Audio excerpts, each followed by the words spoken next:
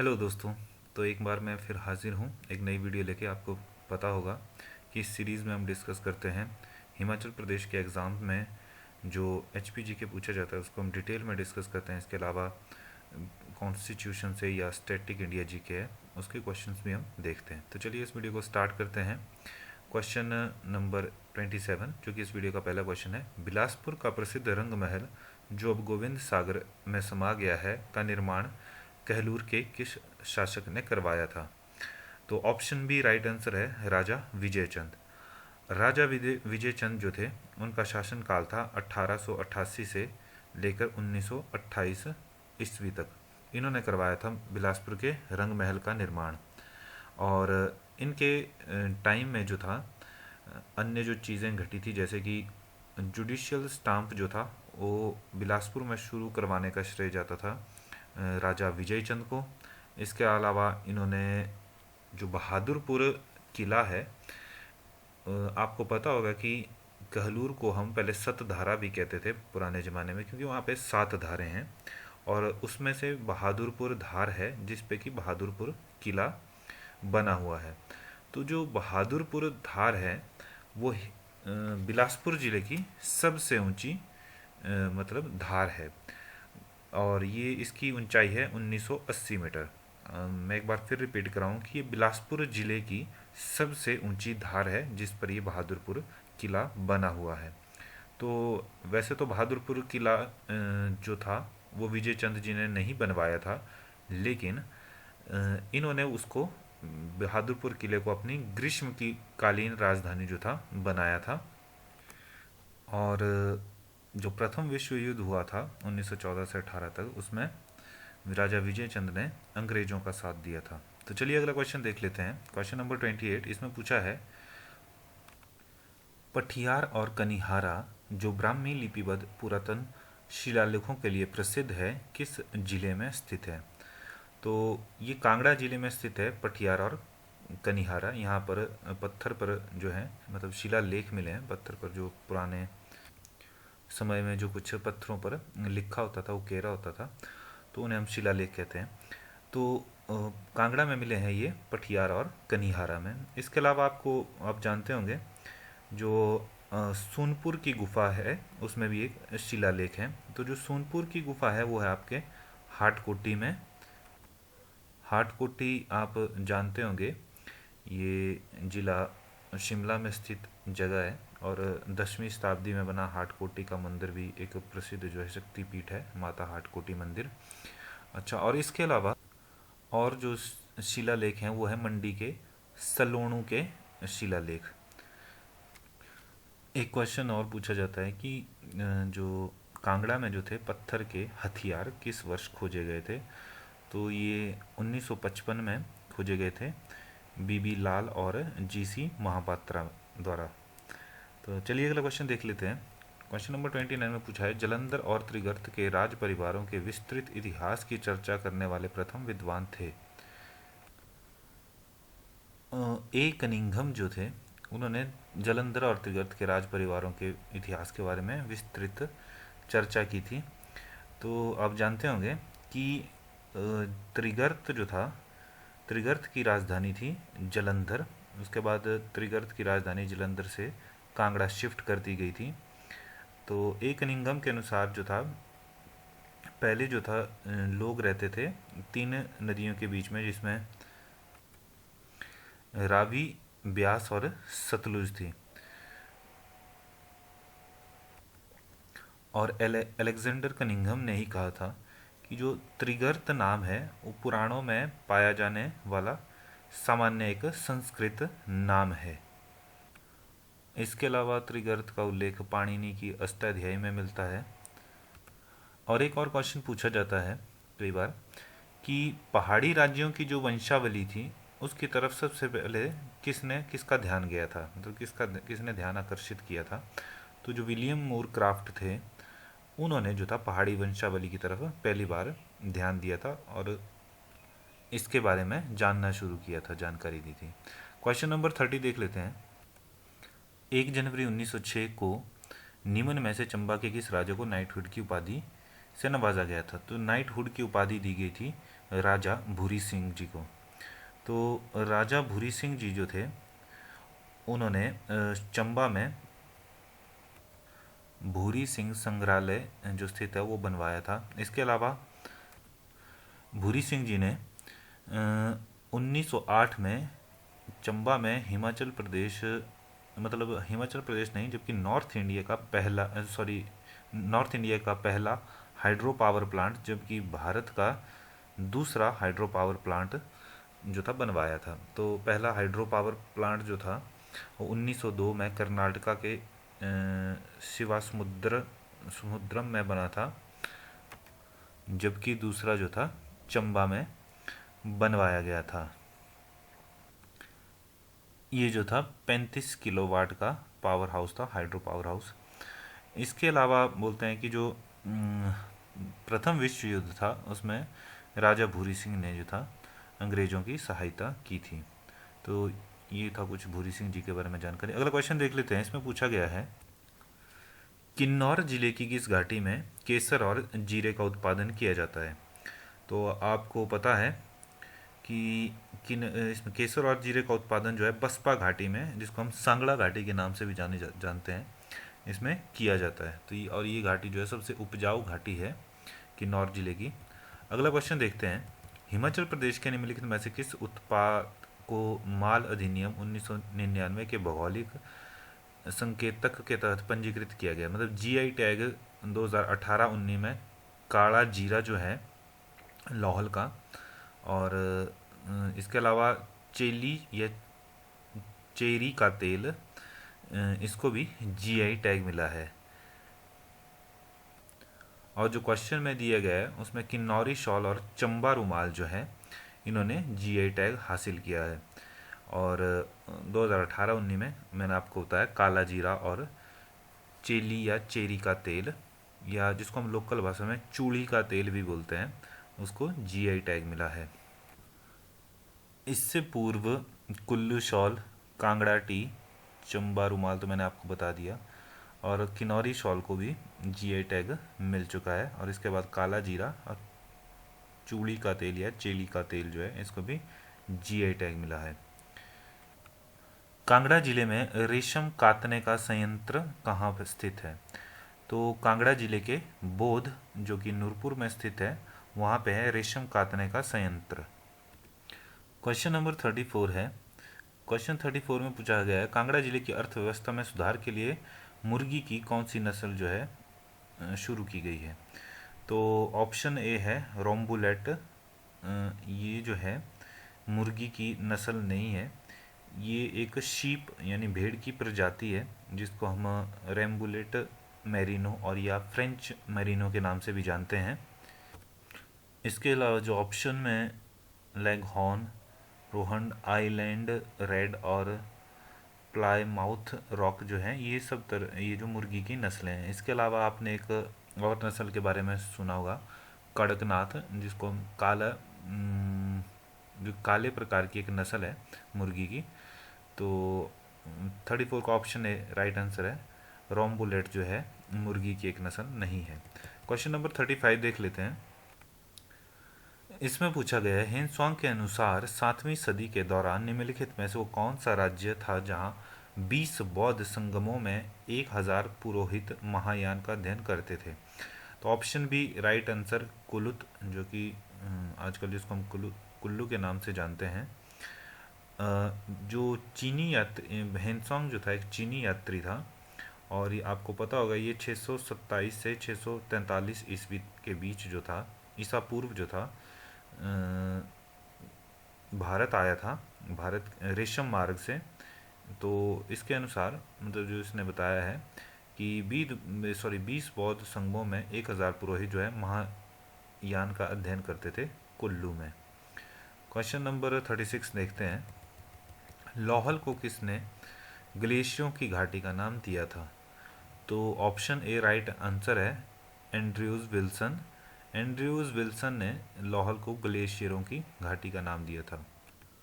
आप जानते होंगे कि लाहौल में वैसे भी बहुत ज़्यादा ग्लेशियर है, और जो हिमाचल का सबसे बड़ा ग्लेशियर है बड़ा शिगड़ी, वो भी लाहौल में स्थित है। और इसकी लंबाई जो है लगभग 25 किलोमीटर लंबा ये ग्लेशियर है, और ये मुख्यतः चंद्रा घाटी में है। और आप ये भी जानते होंगे कि चंद्रा झील जो है, चंद्रताल झील जो है, इसी ग्लेशियर के पानी से बनी है। और इसके अलावा मुल्किया ग्लेशियर, ये भी लाहौल स्पीति में है। मियार ग्लेशियर लाहौल स्पीति में है।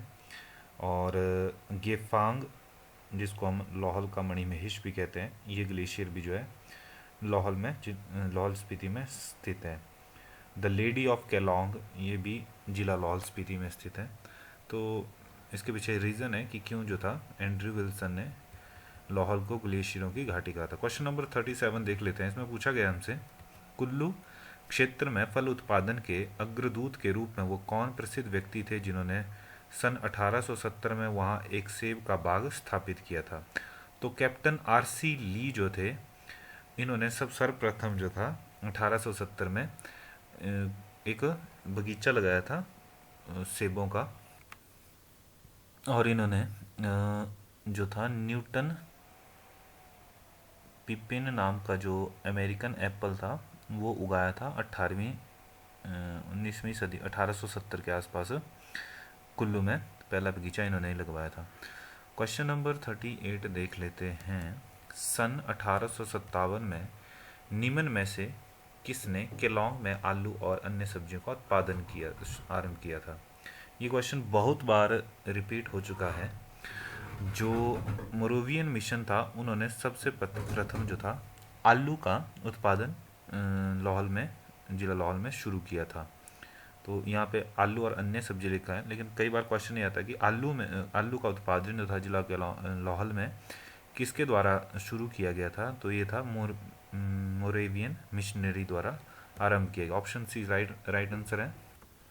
हाइनरिच नाम का जो एक मिशनरी था, वो 1857 से 1868 तक 1868 तक जो था लाहौल में केलोंग में रहा था। और इसी के समय जो था आलू और अन्य सब्जियों का उत्पादन लाहौल में शुरू हुआ था।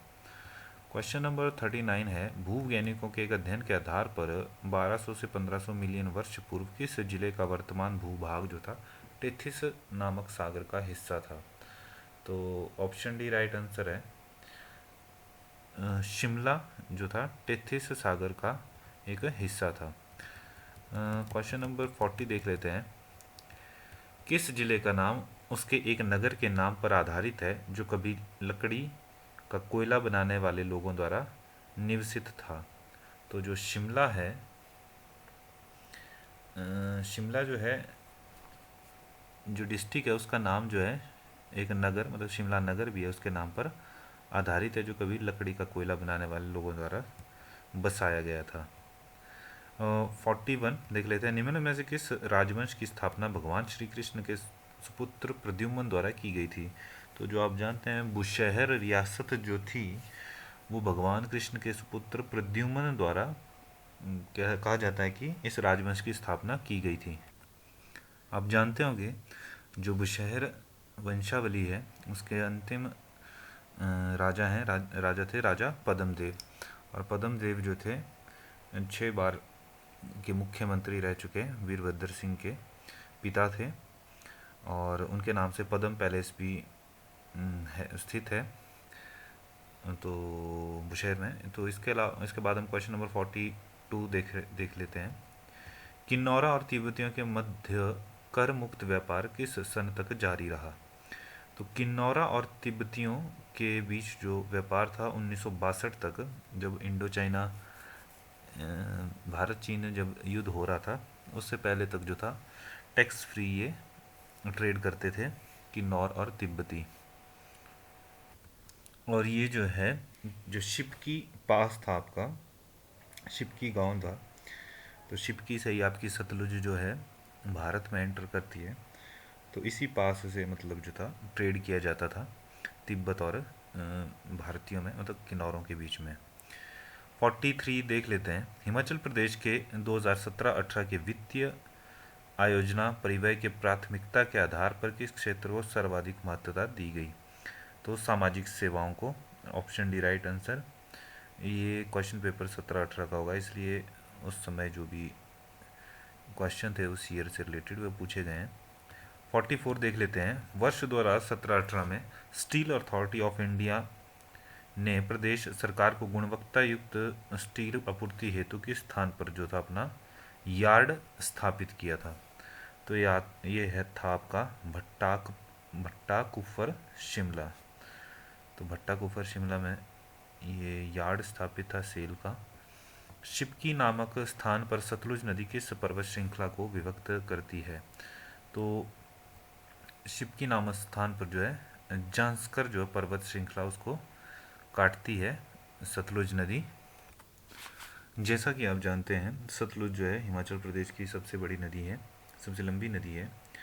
और इसके अलावा इसके बाद जब ये हिमाचल में शिपकी नामक दर्रे से प्रवेश करती है तो नामग्या में स्पीति नदी सबसे पहली नदी है जो इसमें मिलती है।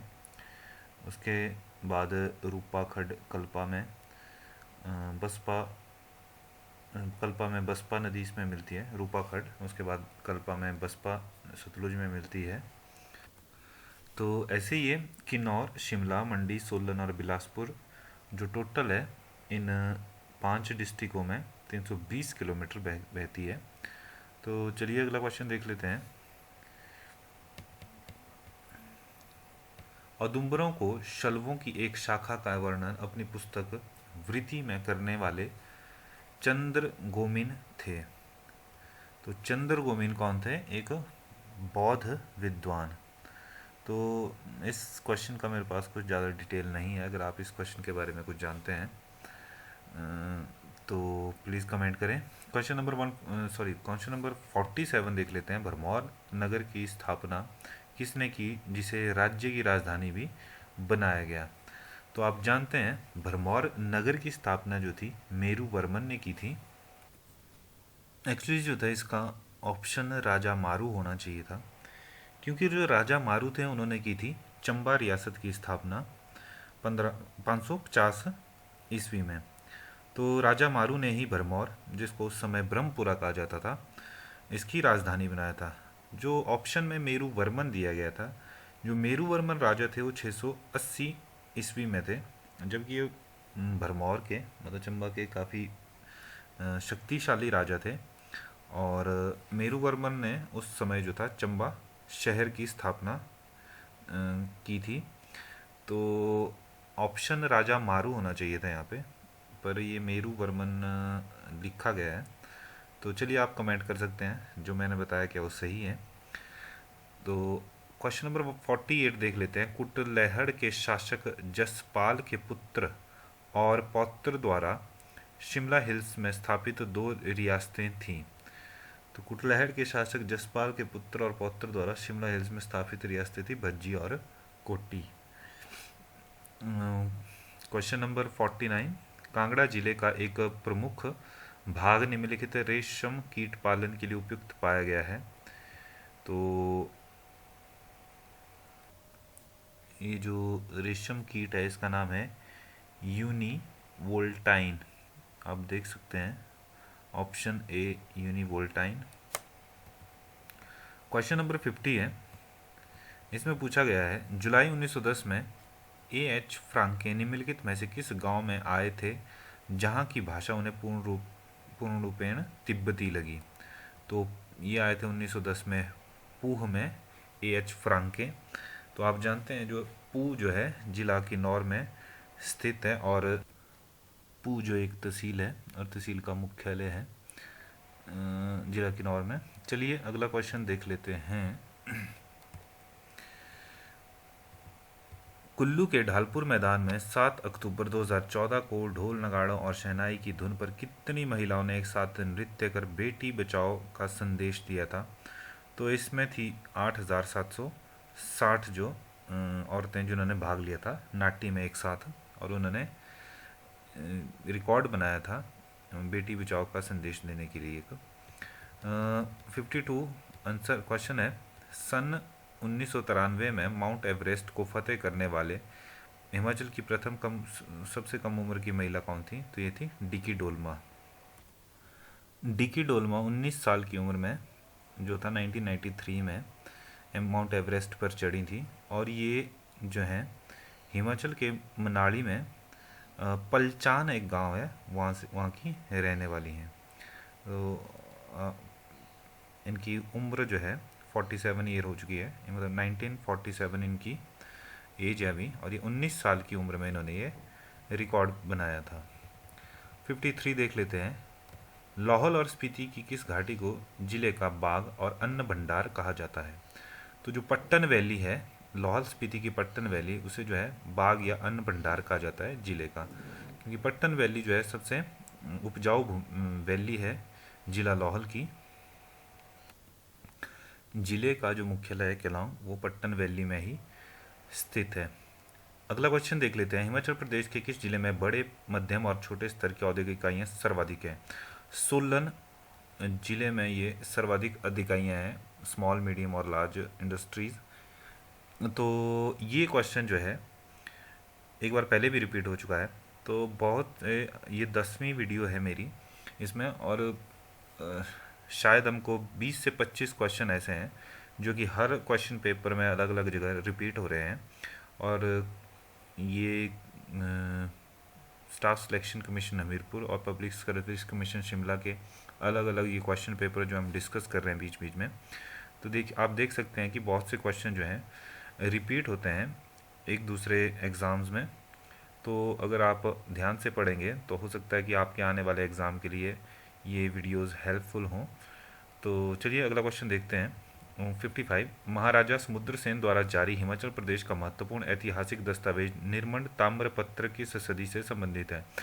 तो समुद्र सेन के समय जो था निर्मंड ताम्रपत्र जो है वो 7वीं शताब्दी से संबंधित है। इसके अलावा आपको पता है कि हिमाचल में अलग अलग जगह पर गुप्तकालीन शिलालेख भी हैं, या जैसे ताम्रपत्र या अन्य चीज़ें भी मिले हैं।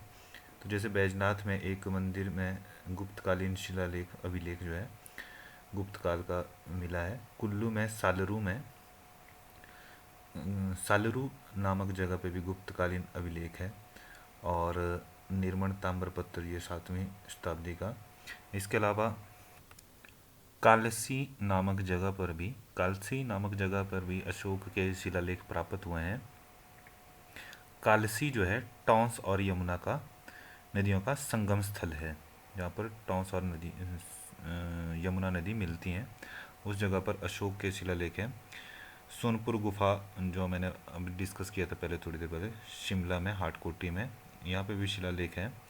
इसके अलावा जो पठियार और कनिहारा के शिलालेख हैं जिला कांगड़ा में, ये लेख जो हैं ब्राह्मी लिपि में है, ब्राह्मी और खरोष्टी लिपि में, खरोष्टी और ब्राह्मी दोनों लिपियों में है। और धातु आदि के सिक्के भी जो हैं अलग अलग जगहों पर मिले हैं। तो चलिए वो हम बाद में डिस्कस करेंगे। अगला क्वेश्चन देख लेते हैं। तिचिग, मिचिग, छितपा और तीदारंग शीशे किन्नौर जिले में निम्नलिखित में से किसके प्रकार हैं? तो ऑप्शन देख सकते हैं बी, राइट आंसर सजा, मतलब सजावट या सजना जिसके लिए बोलते हैं हम, सजावट के ये प्रकार हैं। आप क्वेश्चन पढ़ सकते हैं फिर से। 57 को देख लेते हैं। इसमें हमसे पूछा गया है हिमालय की सांस्कृतिक विरासत नामक पुस्तक के रचयिता कौन है? तो के.एल. वैद्य ने लिखी थी हिमालय की सांस्कृतिक विरासत, cultural heritage of Himalayas by KL. Vaidya. Question number 58, ये वीडियो काफ़ी लंबा होता जा रहा है तो हम जल्दी जल्दी डिस्कस करेंगे। हिमाचल प्रदेश की मुख्य सिंचाई परियोजना शाहनगर परियोजना प्रदेश के कितने भूभाग को सिंचाई सुविधा प्रदान कर रही है? ऑप्शन सी देख लेते हैं, जो 15,287 हेक्टेयर को शाहनगर परियोजना जो है सिंचाई प्रदान कर रही है। तो जो शाहनगर सिंचाई परियोजना जो है हिमाचल प्रदेश के जिला कांगड़ा में स्थित है, और यह परियोजना हिमाचल प्रदेश की सबसे बड़ी सिंचाई परियोजना है। नेक्स्ट क्वेश्चन देख लेते हैं। सिरमौर के नाहन में सन 1875 में प्रथम औद्योगिक इकाई नाहन फाउंड्री लिमिटेड की स्थापना किसने की थी? तो राजा शमशेर प्रकाश ने की थी 1875 में नाहन फाउंड्री लिमिटेड की स्थापना। Option B right answer. 60 देख लेते हैं। हिमाचल प्रदेश के किस क्षेत्र में वार्षिक वर्षा 1500 mm से 1800 mm तक रहती है? तो जो बाह्य हिमालय हमारा, उसमें, और आप जानते होंगे जो सबसे कम जो बारिश होती है वो स्पीति में होती है, लगभग 50 mm के आसपास। तो क्वेश्चन 61 देखेंगे हम।